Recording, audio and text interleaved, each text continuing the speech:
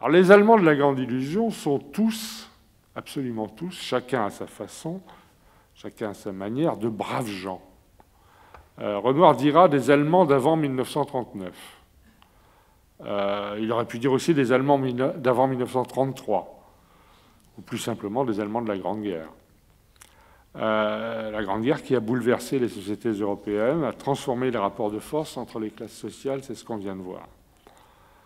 En 1938, Renoir déclarera s'être, je cite, « efforcé de montrer dans le film qu'en France, on ne hèle pas les Allemands ». Ça ne l'empêche pas alors de prendre des... je ne sais pas si je l'ai dit, il est très germanophile, notamment parce que Pierre-Auguste avait un riche commanditaire en Bavière, auprès duquel il allait passer quelques semaines pratiquement tous les ans, et il emmenait souvent sa famille avec lui, et Jean est donc allé plusieurs fois en Bavière, et c'est comme ça qu'il a appris l'allemand, alors qu'il ne parlait pas il l'a appris aussi à l'école, alors qu'il ne parlait pas l'anglais.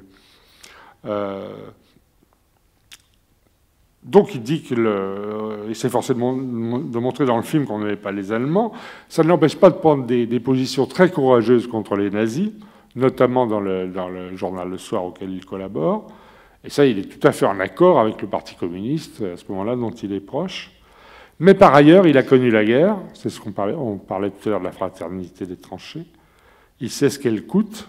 Et il sait ce qu'est cette grande illusion que désigne le titre du film, et dont certains veulent croire qu'elle peut régler les problèmes du monde.